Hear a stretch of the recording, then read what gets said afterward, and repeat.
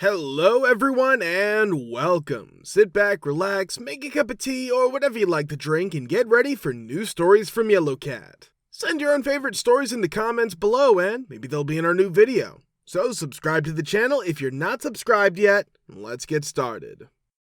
Have you ever stood up in the middle of a work shift and left your job? Why, if so, part 5. While I was getting my master's degree, I worked part-time in a bank's call center. The first 8 months were great.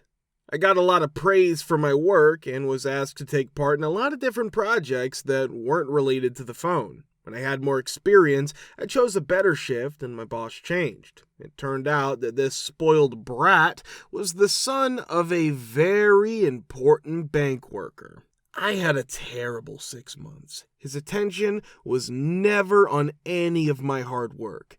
I had sales in the top 3% of the country and won back-to-back platinum awards. He chose to nominate someone else every time I won a quarter. The first girl he chose was a cute new member because he thought it would inspire her. Nominations happen every 3 months, but she had only been there for a month. After 3 weeks, she quit. He chose another woman worker the second time, and she and he took many smoke breaks together during the shift.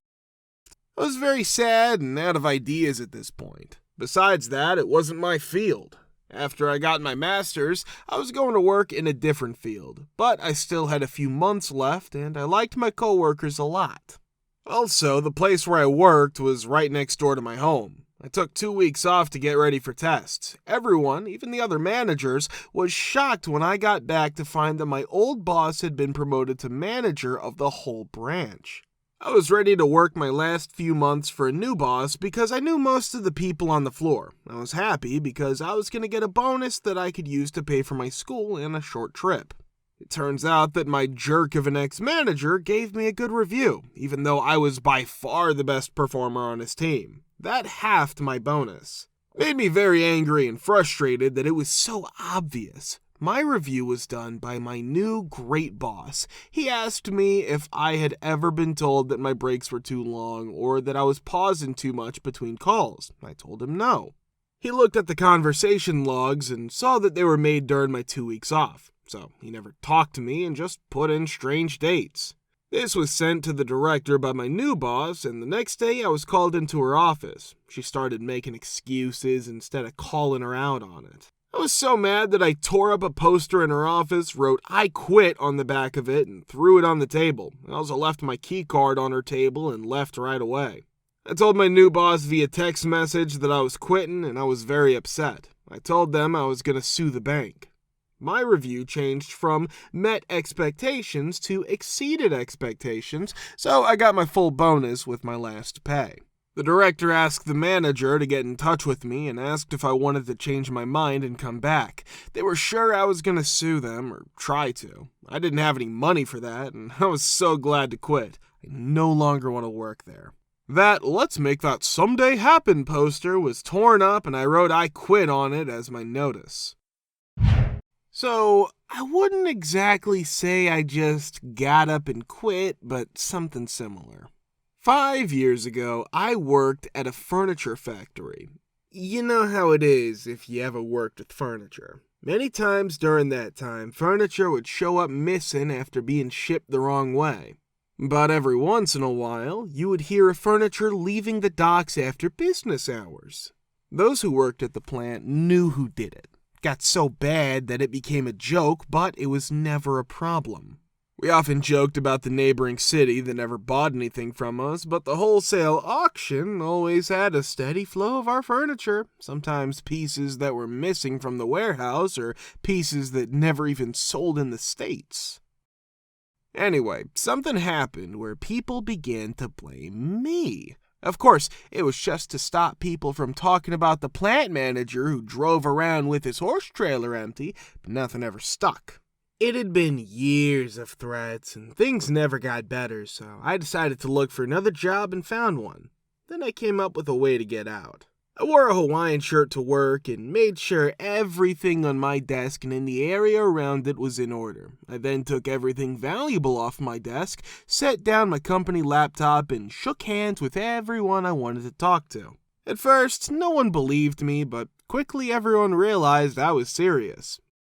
Although the plant manager was shocked when I finally told him I was leaving, I didn't let that stop me. I hung up and called my boss in a different city. He knew I was leaving because I told him I would call him. "Don't you think this is short notice?" was all he said. "I don't think so." That was it.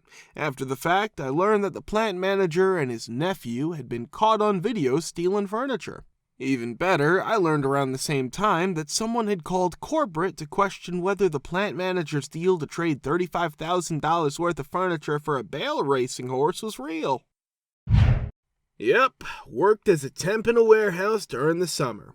During my first shift, I was told to load a trailer that was sitting in a bay. The doors were open and we could walk right onto the truck bed.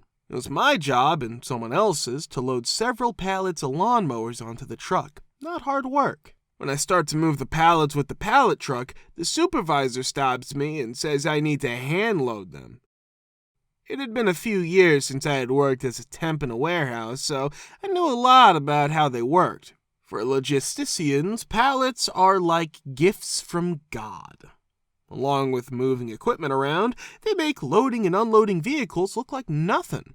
There are 20 pallets of 6x40 kilogram lawnmowers. This will fit on the bed of a trailer with a little work. I've done this before and it only takes minutes. Soup says no, the delivery endpoint doesn't have the tools to unload the pallets. To save money, they're keeping the pallets and making us carry the whole thing by hand. I don't believe it. The H is wrong with the store, warehouse, or shed in the garden that they can't handle the pallets that those 120 heavy lawnmowers will arrive on.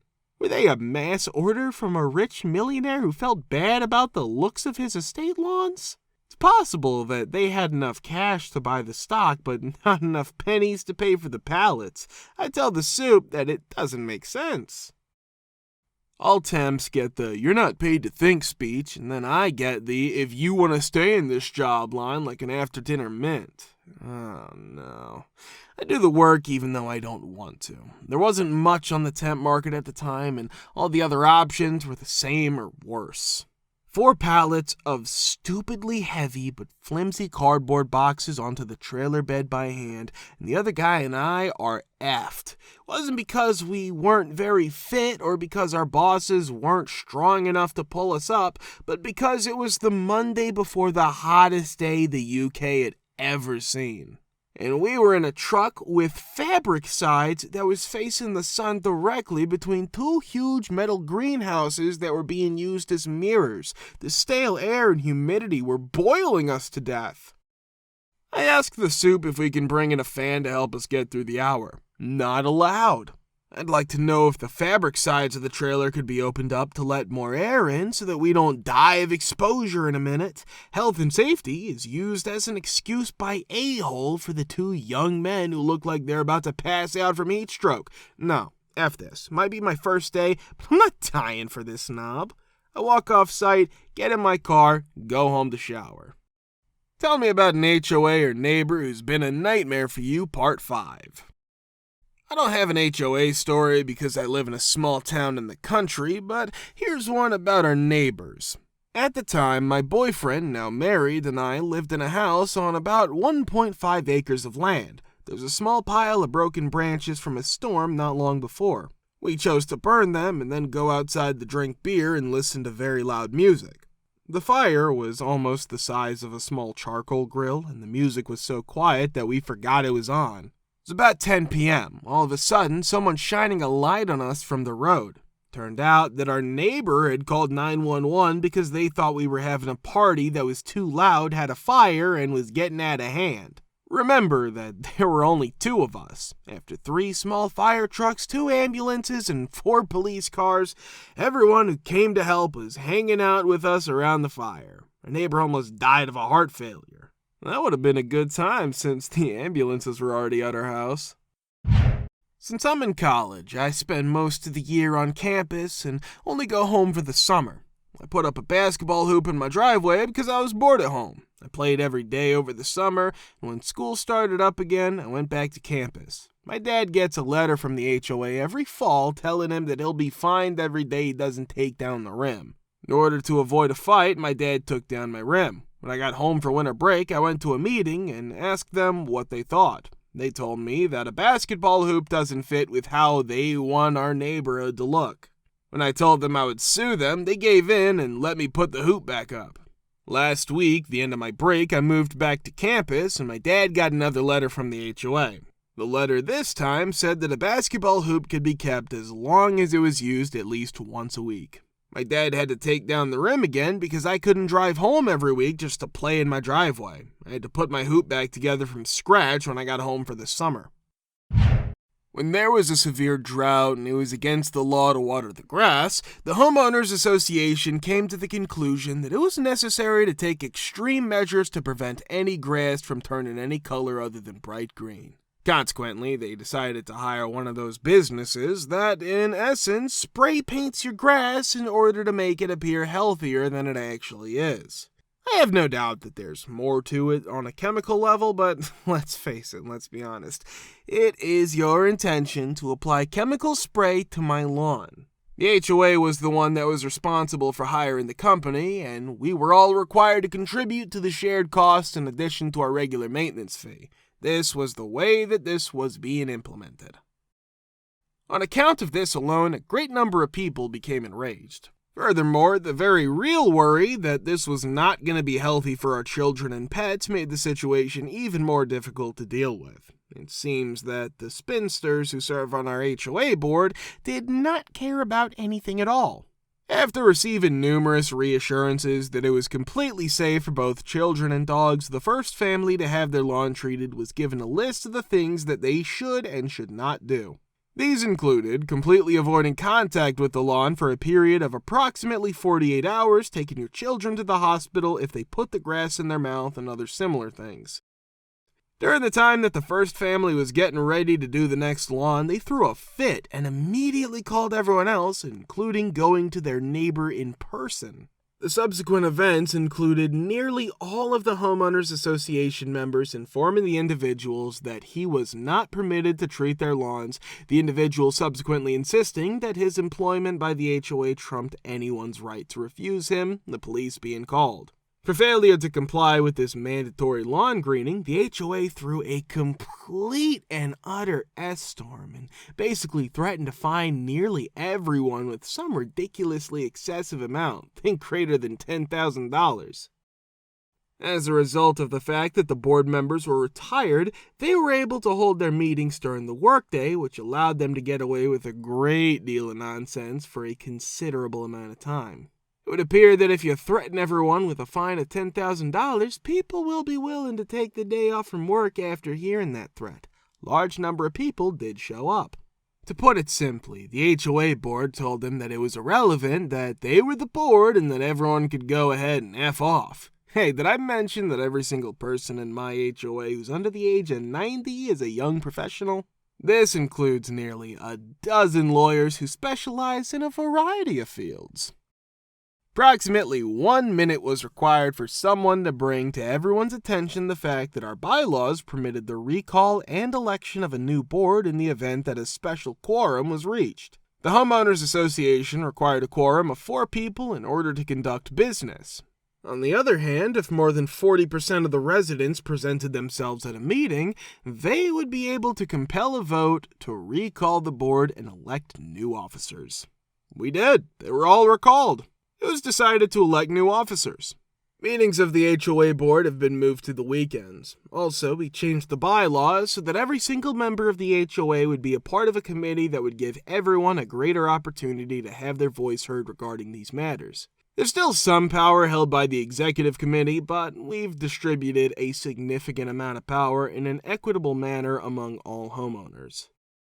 The old jerks who attempted to ruin everyone's lives for the sake of the lulz initially attempted to sue the HOA in order to regain their power, but their attempt was an immediate failure. Following that, they made an unsuccessful attempt to portray the neurologist, who was the new president, and his wife, who was a Unitarian minister, as immoral occultists.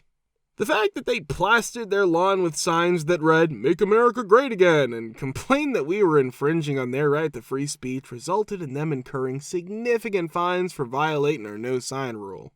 In retaliation, we removed their mahjong club from the community room and then kicked them out. Host that S in your house, Granny. If you want to watch the part 4, click the link here. Thank you for subscribing, the likes, and comments. Very happy to see you all in the comments too. Thanks for the support.